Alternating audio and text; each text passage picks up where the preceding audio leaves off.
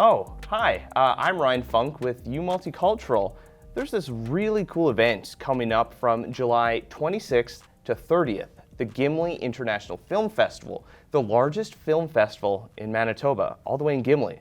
That's awesome. And with me today, I have three guests who are participating in that festival. We've got Ben, Erin, and Deco. All right, Ben, why don't you take it away? Greetings, everybody. So I'm Ben, or Bendrix, that's what I go as. And basically, I've been doing the 48 since 2014. Started doing the 48 in Gimli in 2013 and have been doing it ever since. And I'm always excited about this event and wanting to be a part of the whole festival because it's one of my favorite times of the year. Awesome. My name is Erin. I have my first feature-length film that's going to be playing at the Gimli Film Festival. I'm really excited about the festival to see a bunch of movies and then go swimming in between. And yeah, to have my first feature have its premiere. It's great. And the movie's set in the area, so Awesome. Nice. takes place in Lake Winnipeg, so it'll be a really good fit. Awesome. I'm Deco Dawson. I too have a feature film at the Gimli Film Festival this year, Diaspora.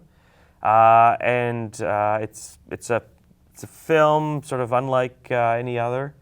25 different languages are spoken on camera. Wow.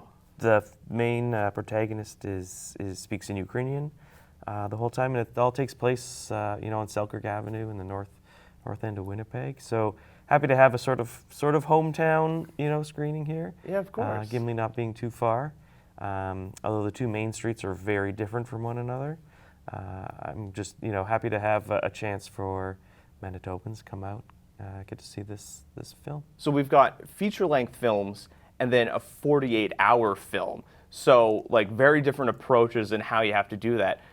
So Bendrix, why don't you tell me a little bit about 48-hour film festival? How does one approach trying to get a film done in 48 hours? Yeah, okay, that's a funny question. So you, on a Friday at 6 p.m., you send an email out and it has the key, which has all the instructions. You can't begin till you get these instructions. Mm-hmm. And you write, shoot, direct, produce, and score a film all within 48 hours, 2 days. So from Friday to Saturday, they make their films. What we do is we start announcing that we're having it in, I think, February. We do registration in March. We do a meet and greet where the city of Winnipeg, where ACTRA, we work with ACTRA actors, so ACTRA allows us to work with actors for free for this festival, where they cover the costs. What else?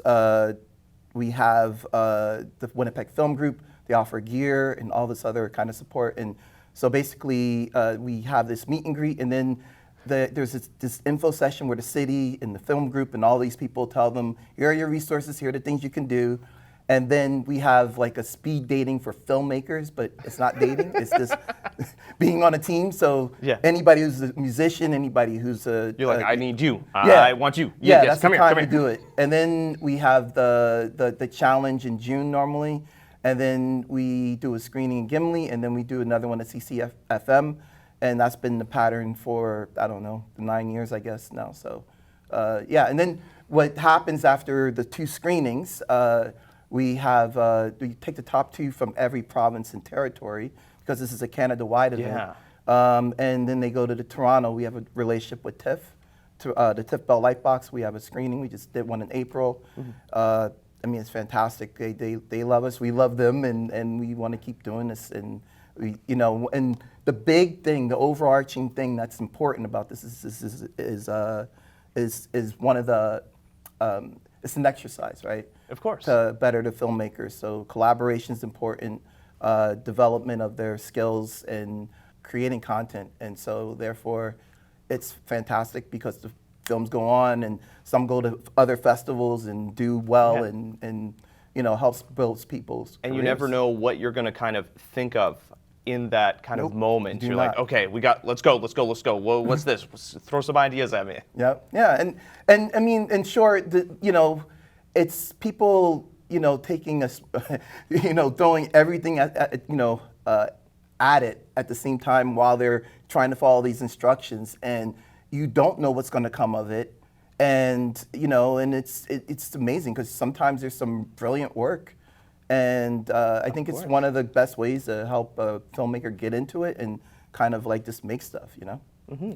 Erin, Deco, what is the process of making a feature-length piece? Like, obviously, it doesn't have the same limitations that a 48-hour film has, but there are other challenges that you have to overcome. So, Erin, why don't you just start with telling us a little bit about your process of your film? I would love to, yeah. And I'm almost thinking like a 48-hour limit might have been nice because I spent years working on this thing. So I forgot to say before, but my film's called Arutane. And the process was long. I finished university, was thinking, okay, I'm done with film, but then started working on this idea really slowly. And then it sucks you back in. After a few years of hammering out the plot, I had a script in 2017 and started trying to get money to make it. Because with a short film, you can kind of get away with like making it for very cheap, like pooling your own money, or getting people to when you're in your early 20s, you can get people to do it as a favor. But okay, you're making a feature, you want to pay people, you want to do it right. So I spent 2 years trying to get money. Finally got the funding in 2019, and then it was blast off. So it was an intense 30 days of filming, 2 years of editing. Oh man! Because it was an ambitious project, and I was doing many roles myself. But yeah, it was a lot of fun. It was a lot of fun. Of course, like you never know what sort of things you're going to learn about yourself and the project as you're going through it. Yes, and you learn a lot of like what not to do next time. Will there be a next time? No, and then yes. Yes. You finish, and then you're happy with it, and then you think, yes, I want to do this again. I've kind of caught the bug, so I've got a new feature script in the works. Or you pull George Lucas, and you're never happy with it. Yeah, there could be a bit of that. But.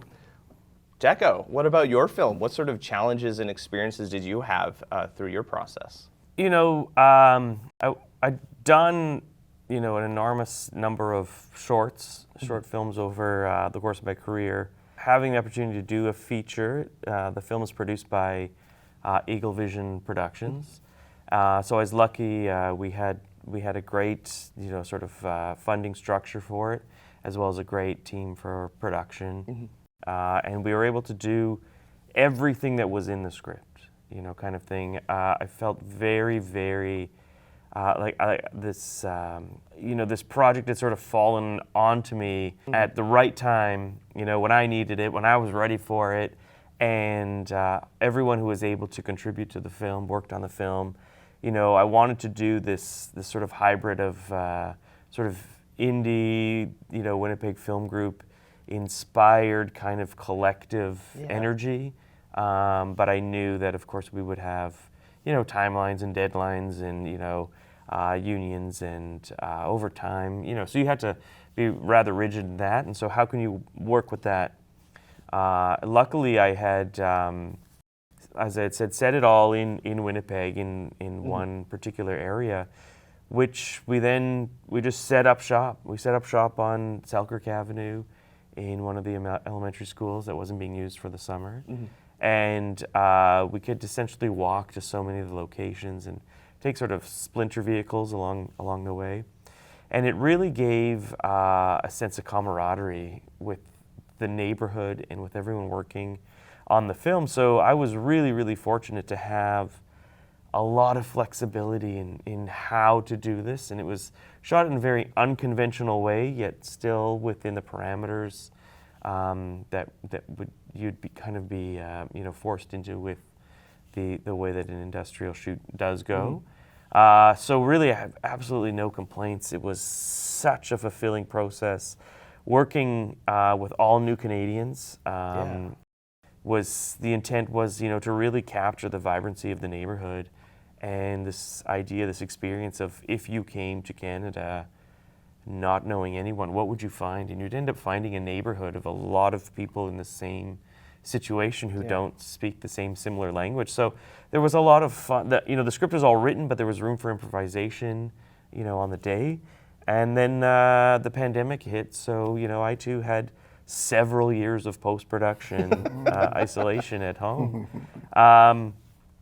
which again, I was wearing a lot of hats myself, and it took that amount of time to really massage it into its sort of unconventional form that it is.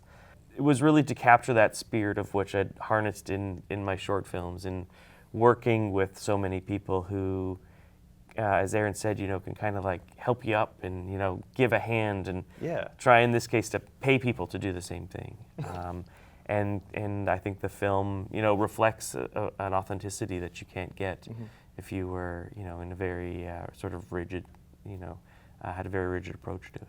And you mentioned it was 25 languages featured in it?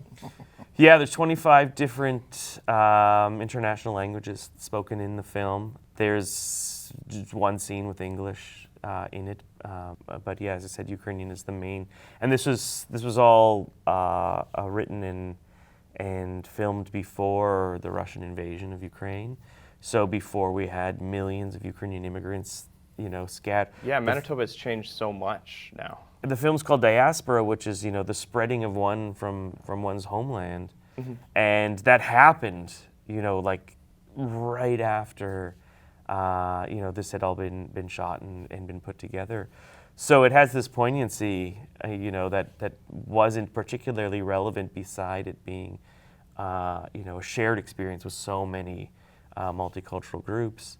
In this case, now being Ukrainian is is exceptionally relevant and prevalent. I think it's just a great example, snapshot of what Manitoba is, and it's changed so much. I was raised in Winkler for most of my life, and even now, driving there, visiting family, just how much the community has changed because of immigration and the different people coming in has really given it a new spark of life, just changing it, seeing the different people there. And I think that's an exciting part about film, is that you can capture something from life and put it into a medium.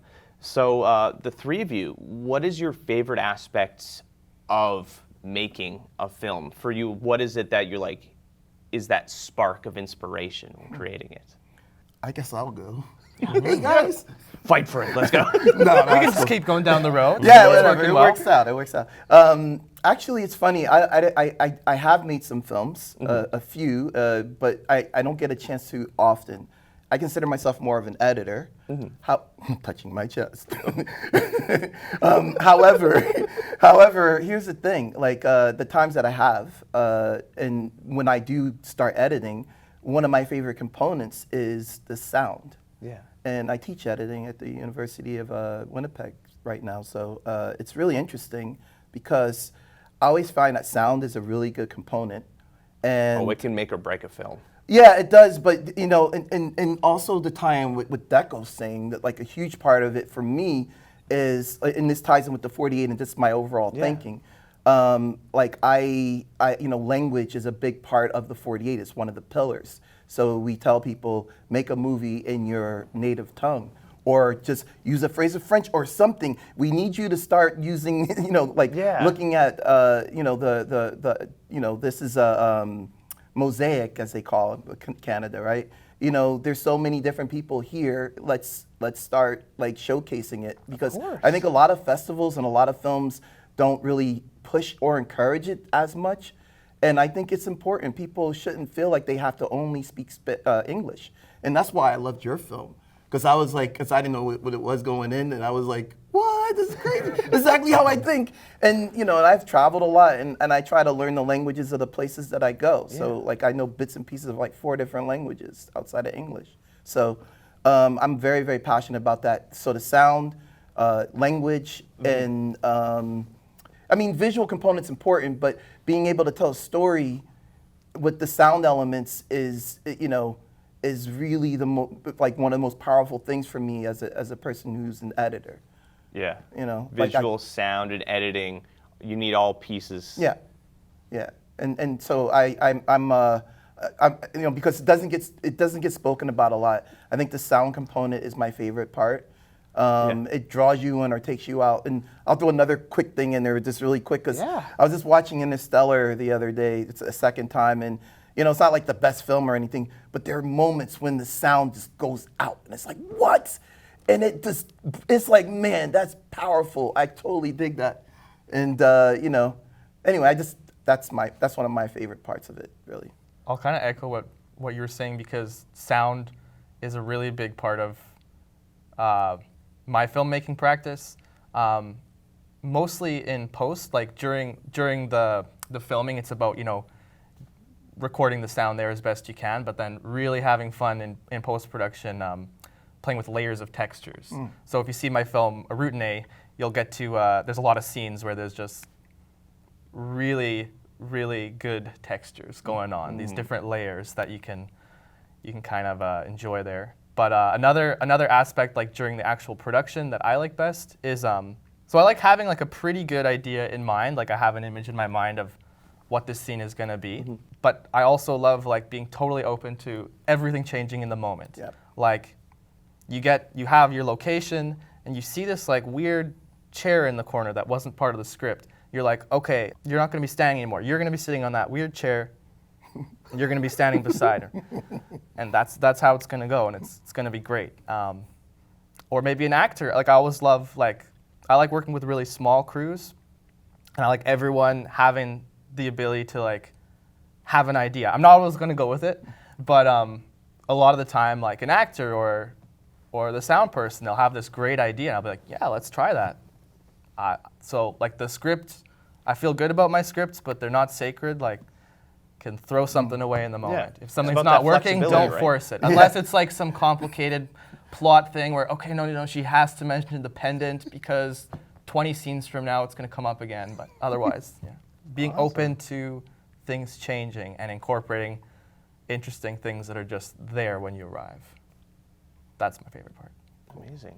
Deco. Yeah, I would have to, you know, echo both of those. For me, I've been a visual filmmaker where sound has been very important, but a lot of, you know, constructed music to support the sound in my previous films. And I decided with Diaspora to have no soundtrack to it, no music scored for the movie, and instead have diegetic sounds. So there's just every shop she walks into, there is sound, you know, sounds coming out of, you know, cars driving by. There's 2 live bands that are featured in it. Those are all recorded live on the floor on the day of. No canned, lip-synced audio in there. And I really took on the exploration of sound for this film as sort of the next frontier I had not explored yet, to the degree that I had, you know, other parts of filmmaking.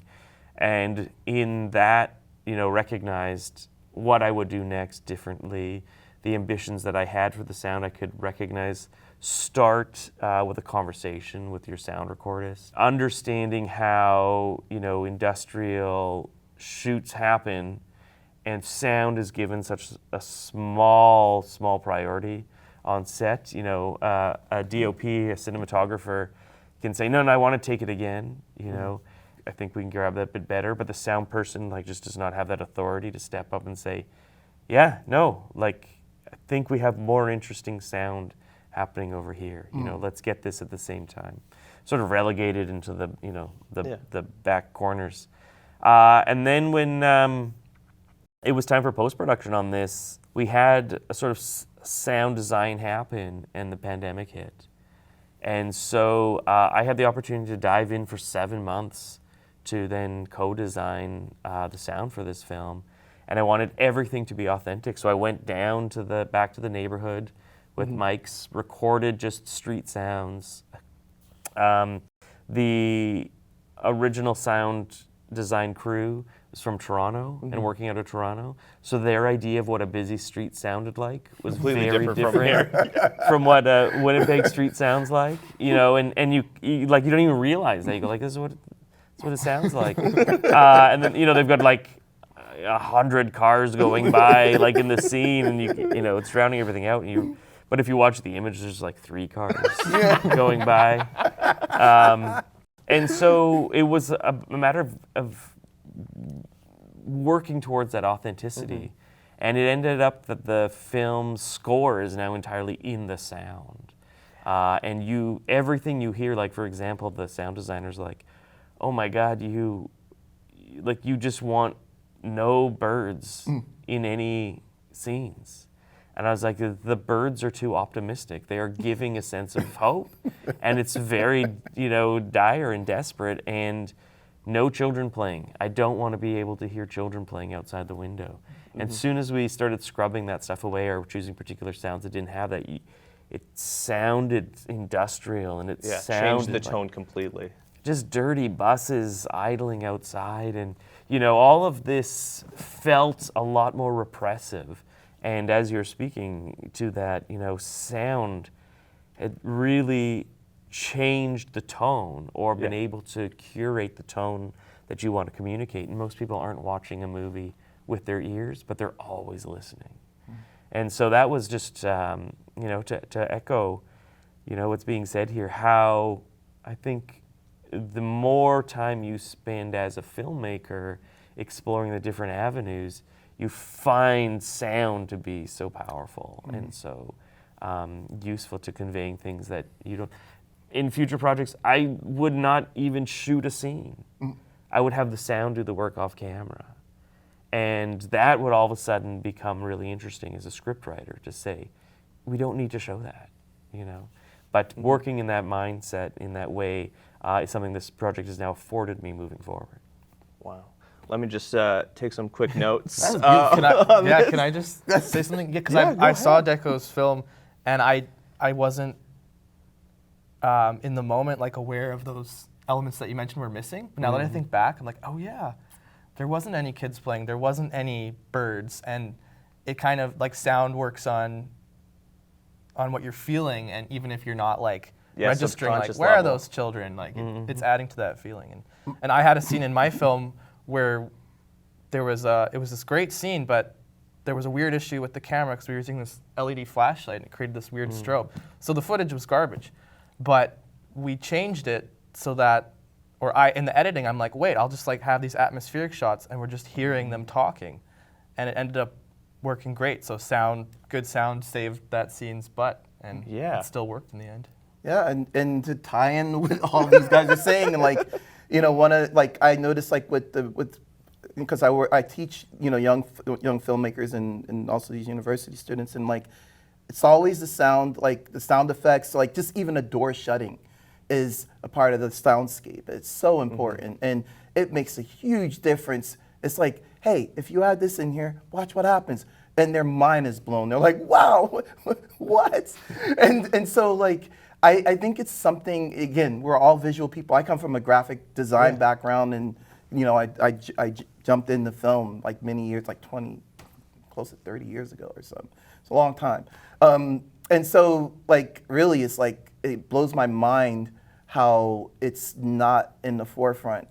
And the sound guys on set aren't really, it's always the cinematographer. Everybody wants to be the cinematographer, the director, but nobody wants to talk about sound, and nobody wants to talk about the edit. And those are the two areas that are the unsung heroes. They're so unsung, it's not even funny.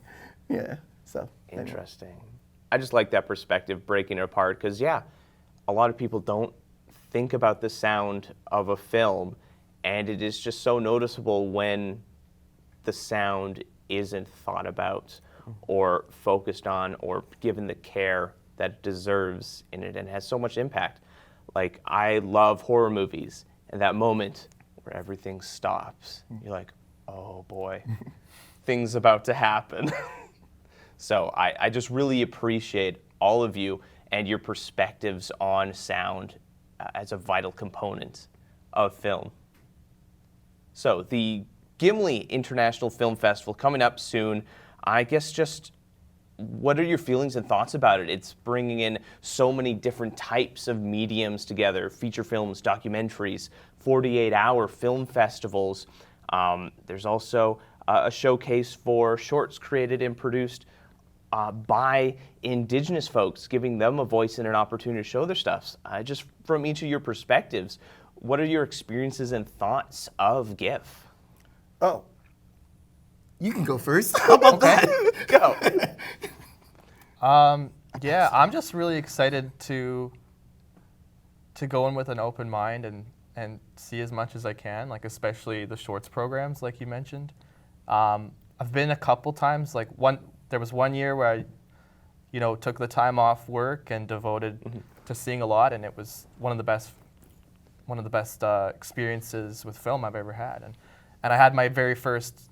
It was my very first festival screening of a short was at Gimli as well, and it was. I have 2 screenings this year.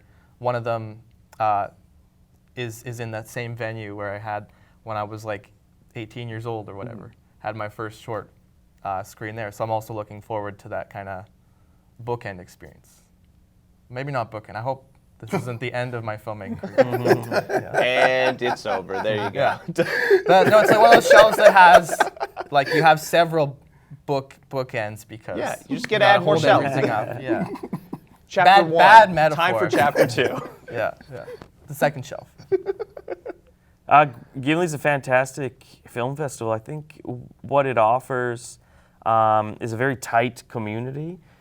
Being in a small city like that, a small town, all the screenings are just sort of back to back. They're across the street from each other on the beach. You really have the opportunity. You just keep running into the same people over and over again. And you've out of town filmmakers didn't realize we're in town. Well, they're just looking to hang out with whoever's in town at the same time and watch films. So whereas in a larger city that may dissipate a bit, your venues may be spread out a bit more, or you may have a local community that's busy, right? At the same time, you make the trek out to Gimli on purpose to engage with the film festival. The beach screenings are fantastic, great way to engage and have your family a part of this. I'm just happy to have diaspora screen locally. Again, I feel that just the opportunity to see a Manitoba film in Manitoba, right, in such a tight festival kind of builds an energy that you don't get. Most importantly, however, Gimli or other festival, this idea of at-home screenings, streaming, has just really killed the shared experience that you get. And this film, again, was intended pre-pandemic and is meant to be seen with many people. It's a slow movie. It is very subtle, and it's a very emotional, psychological portrait of someone sort of suffering with this, the inability to connect with others. Yet it's a universal experience. And when you witness this in a theater, you kind of you feel all of the same sentiments, right? Collectively, you let out of laughter when this happens. And my parents haven't seen the movie yet because I said, no, you need to see it screened. I'm not just going to stream it for you. There's so much more to it when you're in a collective room. And that's the power of film festivals, right? Is that if films aren't going to the megaplexes, how do you have an experience to have them collectively viewed, right? And I'm just so glad in Manitoba we have the Gimli Film Festival for that reason. So at 8:30 on Friday the 28th, Diaspora would be a great screening experience for those who can make it out. Awesome. That's fantastic. My experience goes back to, 2014 when I first moved here from New York. And so I'm coming from a big city to a place like here. And I already thought it was magical. I like Winnipeg. I've always bragged about it, and I still do. Well, because thank I think, it's like when you're an outsider, you come in and you see the creativity and the artwork and the artistry here. You just I bask in it, and I have an art background, but collectively when you see anyway, Winnipeg is a great place for an independent filmmaker. So all you people who are thinking about leaving Winnipeg and your filmmakers, don't trust me on this. It's not worth it. At any rate, yeah, I thought I was gonna, and then I came crawling back because it's great here. Oh, and they are fantastic. Like, it's a thing. But here's my thing. Like, I came here, and I think the first year, I think I taught a class there. They asked me to teach a class there, which was really cool. And it was my first time going up there. And Deco said it earlier, one of the big things about Gimli, which I don't know if this is like this anywhere else, but like there's films on the beach. And it's like, well, what's going on here? Yeah. One of the most amazing experiences I ever had was being on the beach, watching the films, nighttime, everybody's there. And this is a true story, it's very strange. But I'm sitting there and I'm seeing the moon come out of the water, you know, because it's rising. So it's like, oh wow, like I see it and it's peaking and then, you know, slowly in the reflection. But then on the far other end, in the sky, there were these clouds, and it was lightning. No rain, no nothing, just lightning. And I'm like, what type of surrealism is this? Like, this is crazy. So that was like a real strange experience. It totally made it feel like a magical experience. It's for me, even though I'm from a bigger place, you know, Winnipeg, you know, it's good to get away. You know, it feels like you're kind of like you're taking a break and getting away and out of the space, and it feels nice to do that for the handful of days that you're there.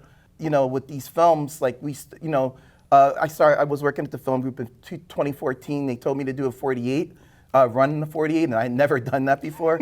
So when I did it, it became a really big success, and then there were conversations with me and Gimli throughout the year. They wanted to do one, and then we decided to collaborate, and then we decided to make this the premier place to screen jury-selected films. So there's 18 of the, 16 of the 26 films that are screening are in total. So 18 were jury-selected, and so they're going to be screening there. So that'll be the premiere of those films. But then we'll have an encore performance at CCFM on October 23rd at 7 p.m. There'll be free food and drink and the ceremony and all that other good stuff. But at Gimli, we used to do all of that at Gimli pre-pandemic, but then we realized, or at least I started realizing that it was better to make Gimli the place where, because a lot of filmmakers, when I was working at the film group, they just wanted to go to Gimli. How can we go to Gimli? So I made a way to have that happen. And so that's really an important thing for the filmmakers, because the barrier to entry is like, you know, have an interest and a passion, right? And so if they have the ability to make it into Gimli, you know, what better way to go to the biggest film festival in the local area with your film, and you made it in 48 hours, and you know, and you know, you could be a high school student or you could be a 60-year-old grandparent. Like, you know, there's all types of age ranges that are part of this. And so for me, the energy, we packed the theater always packed the theater, and also I'll go back also just to tie in again. Part of the reason why Gimli is special, because in the beginning it was hard to maintain or keep the local filmmakers, because the cost of everything, and then a lot of people don't have cars and everything. And Gimli's made more concessions, and then, you know, adding the 48 and then the indigenous films that are there. Another sense of pride for me as well, because, you know, I'm one of the founders of the Indigenous Film Collective, which a lot of these films are sprouting from the group that initially formed from that. So there's, you know, they're doing work with a lot of different folks from a lot of different spaces. So I like to see that they've grown up a lot. You know, they're paying artist fees. We pay artist fees as well. So that's really an important thing for me. And I just love being away at Gimli. I enjoy the experience, and all the filmmakers, you see the energy and the liveliness of all of them, and the support of one another, because there's so many local films like these folks here, you know. And I'm gonna do my best to support, but I know I'm always around and networking and bridge building with partners and people who I haven't seen in a long time.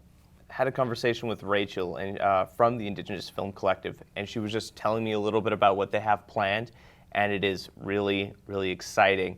Well, thank you for taking this time to chat with us, talk a little bit about your perspectives and your own films. Ben, why don't you take it away with your film, when people can go see it, Sure. and where people can find out more about you, and then we'll go with Erin and Deco. So the 48 Film Festival will screen at the Gimli Theater at 4 p.m. on Saturday, the 29th. And you can find everything at the 48filmfest.ca, and that's the number 48. So the 48filmfest.ca. Great. So my film Arutine, which I'm just going to do a quick summary because I forgot to do that before. It's about this Winnipeg musician who's going to stay with a friend in Matlock, which is just south from Gimli. And while she's there, she gets caught up in this strange group who are drinking water from Lake Winnipeg that's polluted, which allows them to go to this parallel universe called Arutine, which is the name of my film. So you can see it either on Saturday at 5:30 at the Lutheran Church, or on Sunday at 3:30 at the Asper Theater, which is also a little church. And you can find out more at arutine.com. So that's ARUTINAE.com. Great, and I have Diaspora screening on Friday the 28th at the Aspire Theater in Gimli. And it's, it's a feature film unlike any other. And I think for Winnipeggers, for Manitobans, a chance to see something representative of our change in our multicultural landscape. Diaspora really, sort of hits that on the head. And as well, part of the, reason behind wanting to make this film was to document so many of Winnipeg's missing North End buildings that have been disappearing over time. Vulcan Iron Works, which just went up in flames 2 weeks ago, is in the film. We've lost over 35% of the buildings that are featured in the film in the last 3 years. So the film was an important, each... It's almost a time capsule. Each week there would be something changing, in that neighborhood, and it was very important for me to get out there and film it and capture it. And sure enough, as I just, follow the news and drive through, so much of that has been disappearing. So in a good 10 years from now, it'll be very hard to do the Diaspora walking tour. There'll be a lot of empty lots. Mm-hmm. So catch the film while you can, and maybe get a chance to then see your city through a different set of eyes than you're used to seeing it. Awesome. Could I add one more quick thing? Yeah, go ahead. And just if you don't get to Gimli, we will be back here in Winnipeg, and we will be at CCFM on the 23rd of August. And it'll be a live event and free food and drink, cash bar, and the award ceremony, and we'll find out who's going to Toronto. So come out. Very You'll enjoy the exciting. whole experience. Lots of things to look forward to. Thanks again. Make sure you head online, u-channel.ca, to find out some more stories about filmmakers here in Manitoba. Thanks for watching. Enjoying the content from U Multicultural? Make sure you subscribe and hit that bell notification to stay up to date with everything that we're doing.